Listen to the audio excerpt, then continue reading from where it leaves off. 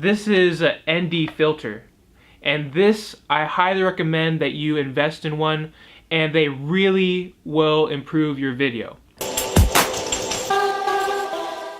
Alright, what's up everybody? So, starting today's Q&A, live Q&A, a little bit later today, but that's okay, we still have to do it. So, as you know, I'm on Instagram Live right now. What's up everybody? Thanks for joining. And I'm also recording on my camera right here, and that's going to be going on YouTube. So, let's get right into it. I have 3 questions that I've chosen, have them right here in my notes, and I'm going to be going over these questions. And if you have any questions, for those of you that are joining on the live, on Instagram Live, I'll be answering those after I go over these. So make sure to put in your questions if you have any right now, and I'll make sure to get to them at the end of these questions. So, question number 1, how do you film a time lapse? So, filming a time lapse, it really adds a lot of great things to your video. So, when it comes to a time lapse, some people say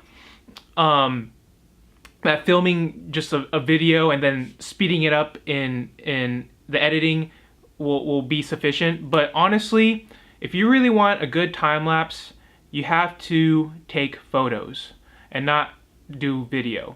What I mean is, with a time lapse, if you've ever seen it, basically what it is, it's a bunch of photos taken within a consistent interval between each photo, and those photos are basically put together and made into a video. So it looks fluid once it's edited out and exported. So when it comes to creating a time lapse, there's many ways of doing it, but some cameras, like I'm filming right now on the Panasonic GH4, and so that has a built-in time-lapse feature, so that makes it really easy to film time lapses. Other cameras that I know of, they have to have external time lapse. I think it's a device that you hook up to it, and basically you're able to set the intervals and the total amount of photos that you want taken. But just in general, if you have a DSLR camera, I'm gonna talk to you about how to just film a time lapse in general. What's the best settings and things like that. So, key number 1, use a tripod. It's important to keep your camera steady when you're filming a time lapse, or else if it ends up moving or shifting just a little bit, you can tell when you edit it out and you're watching the video, you can tell that it'll shift. So having a tripod, keeping the camera steady is key. So that's very important.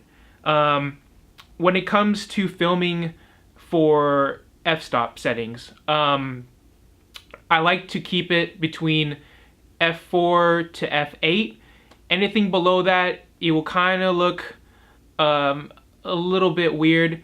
I like to make sure that everything in the foreground and background, for the most part, is in focus as much as possible. And with that being said, the next point, or the next key thing, is to film in manual mode, not autofocus. Because if you do that, since there's things that might be moving in front of the camera or whatnot, if it's an autofocus, you'll see the micro adjustments of the focus. And that's not good, because the video won't look as clean as possible. So that's why I film in manual mode, so that it stays consistent in terms of the focus. So the next thing is shutter speed. Shutter speed, I like to shoot at a very slow shutter speed, and usually I do that at 1/15 of a second. And the reason why is because it allows me to get that real blurriness in motion that you won't get if you were just filming a video and you sped it up. So the slower the shutter speed, the more blurriness you'll get with the motion of whatever is moving. So if you're filming people and they're moving around, a very low shutter speed will allow them to have a lot of blur within their movements. But I know that if you don't have this thing, I'm going to show you right now what this is. So this is an ND filter, and this, I highly recommend that you invest in one. There's some on Amazon that aren't that expensive, probably around 20 bucks that you can get, and they really will improve your video. What I mean by that is because if you look at this, just watch. So as you can see right now, it's clear. If I twist it, it becomes darker. Boom. See, you can see you can see me in the reflection there on Instagram Live. But anyways, I'm able to really get a slow shutter speed because I'm able to use that. Because if you notice, if you decrease your shutter speed to like 1/15 of a second, 1/10 of a second shutter speed, then your image will get really bright, and so it will get overexposed. But that helps to reduce the brightness, and so the image colors and everything else won't be overexposed. So I'm still able to get the blurriness of the movement and have a good brightness of the image. So that's key. Next thing to consider is that when you're creating a time lapse, 24 I have written down here, 24 photos equals 1 second of video. So if you want 10 seconds of video, make sure to be filming or to be taking 240 photos. So that's good to keep in mind. So in terms of intervals, now this depends on how much movement is in your video, or that you want in your video. So let's say you're in a crowded place and there's a lot of people and they're moving around. When I set my interval, in that scenario, I usually set it to between 2 to 4 seconds, generally. The reason being is because a shorter interval will have, see, I've written down here. So a shorter interval will have slower movement within the video. And a longer interval will have faster movement for a video. So it's good to keep that in mind. So in general, whenever I'm filming in a crowded place and there's a lot of movement with people, I usually keep it between 2 to 4 seconds with an interval. But if I'm filming, let's say, clouds, and they're not moving as fast and they're very slow, then I would increase my interval to between 5 to 10 seconds. So that allows me to get some fast moving clouds within the time-lapse video. So those are just a couple of things to keep in mind. Let me see if I got everything down here. Yep, so that's pretty much it for filming a time-lapse. So question number 2 that I got is how come my image is overexposed? How do I not get overexposed video? So going back to what I was talking about, the ND filter.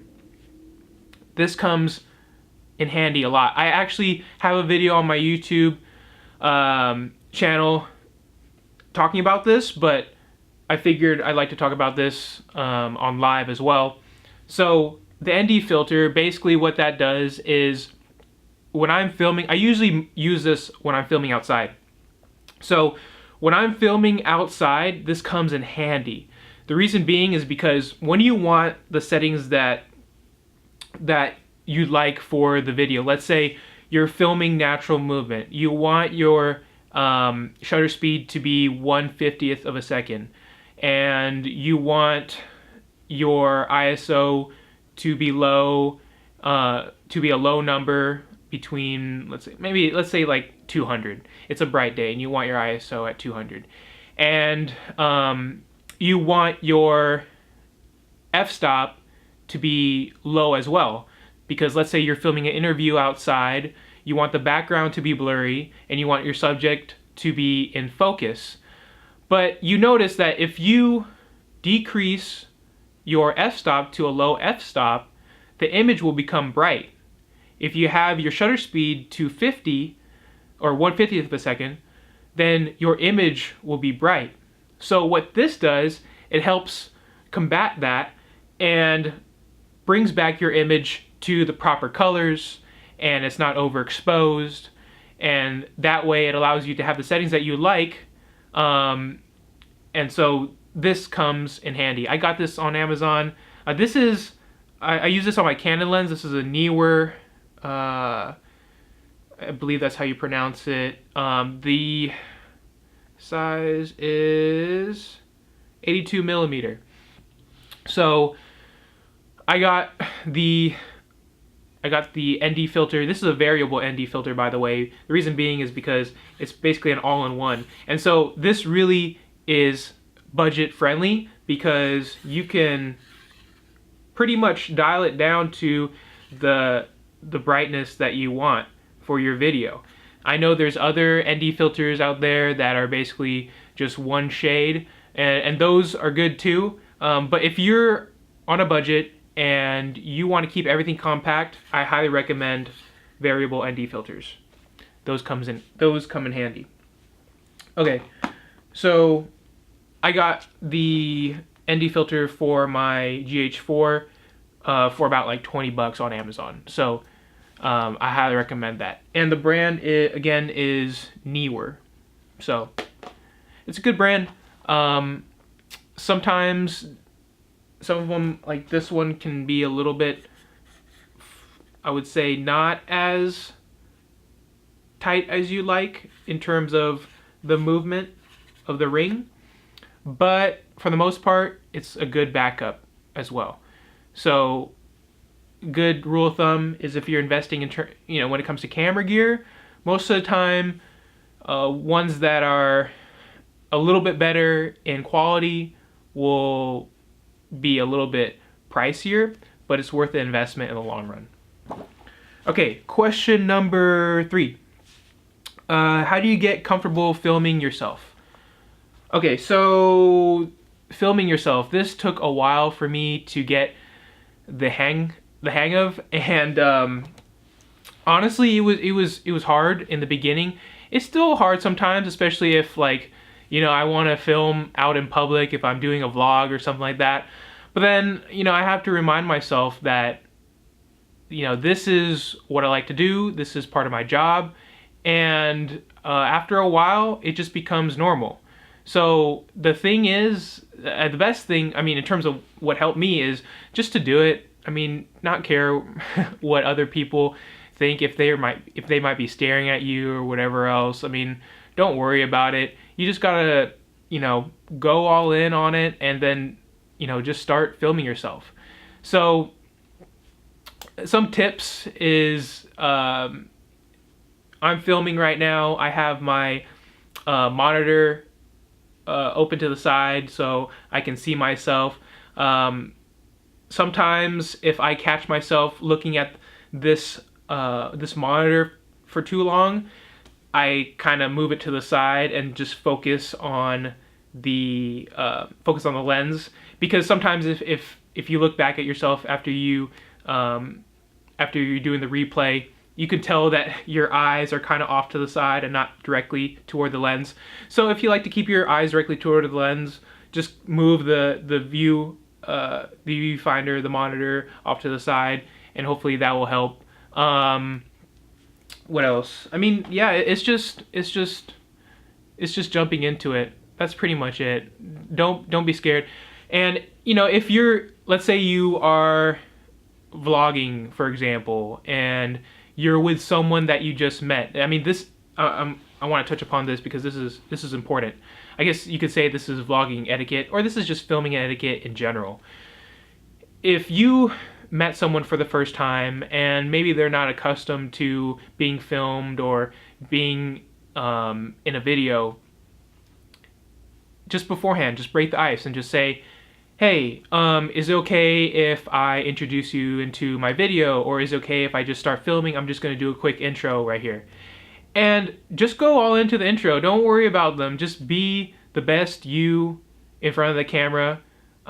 Just pretend like you're by yourself and you're filming, you know. And so if you end up, you know, showing that you're a little bit timid or whatever in front of the camera with someone new there, it's going to show in the video. So be the best self that you can be in front of the camera, and it will make it more comfortable for the person that you're introducing into the video. Introduce them into the video if they like to be introduced. Make them feel welcome, and that's basically it. So it's just practice. It took me probably about like a full year of just consistently filming myself and just getting comfortable in front of the camera. And so that's basically it. So hopefully that helped. And let me know too if if you would like to get more of the lives during the day or later in the day. But that is for you to message me with. So now I'm going to just look at some of the questions you have right here for all of those of you that are following. Let's see here. What's up, everybody? Thanks for joining in. For those of you that are watching, Timelapse is life. Brunus official. Yes, it is. Time lapses are awesome. They are a great thing to add for your video. It's just another aspect of it. And also time lapses, when it comes to video, what it really shows is like movement over a period of time. So if you're doing, like, let's say a transition from one time to the next. Let's say you're filming a scene where someone's going to bed, and then you do a time lapse from night to day. So it's a good transition element to add to your video as well. What's up, everybody? Luker7748 says hi. What's up? What's up? What's up? Cool. What ND filter was that? Daryl, the director. Okay. This is Newer. I wonder if you can see here. I'm not sure if you can see. Maybe in Instagram Live you can see Newer brand. Basically, that's what I've been using. It's a variable ND filter, and it's awesome. So you can find that on Amazon.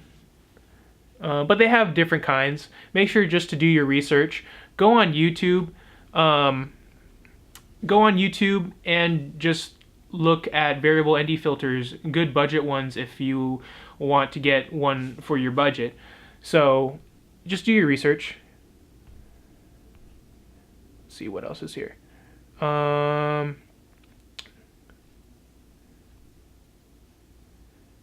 Hi, Jaden. How's it going?